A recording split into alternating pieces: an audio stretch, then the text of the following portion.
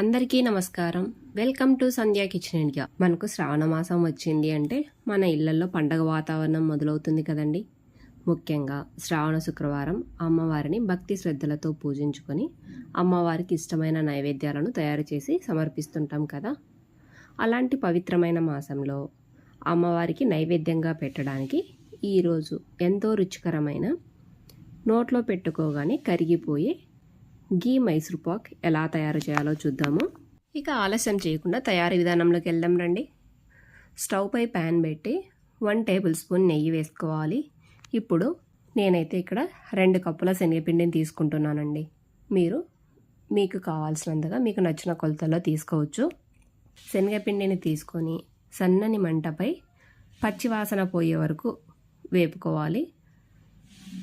మనం శనగపిండిని కలుపుతూనే ఉండాలండి, లేదంటే శనగపిండి అనేది కలర్ చేంజ్ అవుతుంది. అలా కాకుండా సన్నని మంటపై పచ్చివాసన పోయే వరకు వేపుకోవాలి.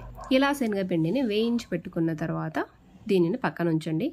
ఇప్పుడు అదే ప్యాన్లో 1 కప్పుకి 1.5 కప్పుల పంచదారని తీసుకోవాలి.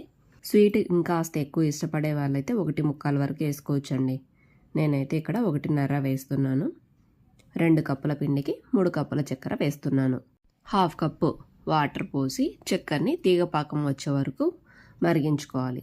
ఈ చక్కెర కరిగేలోపు మనం నెయ్యిని కూడా కూల్చిపెట్టుకుందాం రండి.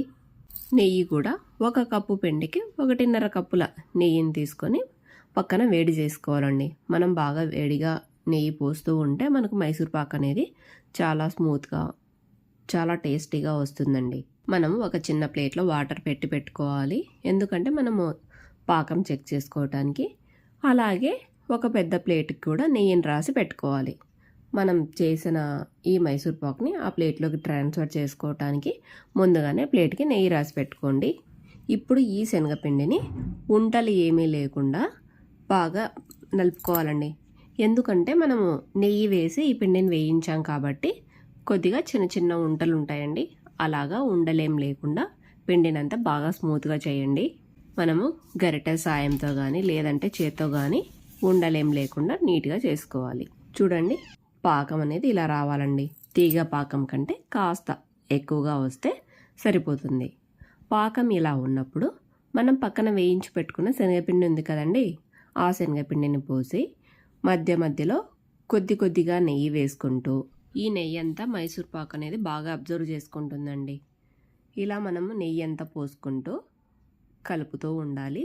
చివరగా మనకు ప్యాన్ నుండి నెయ్యి సపరేట్ అవుతున్న టైంలో మనం నెయ్యి రాసి పెట్టుకున్న ప్లేట్లోకి ఇదంతా ట్రాన్స్ఫర్ చేసి ఒక గరిటెతో కానీ గిన్నెతో కానీ ఈక్వల్గా స్ప్రెడ్ చేసుకోవాలి.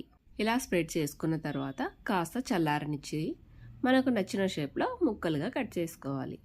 అంతే అండి, ఎంతో సింపుల్ అండ్ టేస్ట్ అయినటువంటి గీ మైసూర్ పాక్ రెడీ. మనము బయట షాప్లలో కొన్న గీ మైసూర్ పాక్ టేస్ట్ వేరేగా ఉంటుందండి. మనం ఇంట్లో చేసింది వేరేగా ఉంటుంది. దీని టేస్ట్ దాందేనండి. ఈ మైసూర్ పాక్ ఇలా నోట్లో పెట్టుకోగానే అలా కరిగిపోతుందండి. అంత స్మూత్గా చాలా బాగుంటుంది. తప్పక మీరు ఒకసారి ట్రై చేసి మీకు ఎలా వచ్చిందో కామెంట్ చేయండి. Thanks for watching my video. Please like, share and subscribe to my channel. Thank you.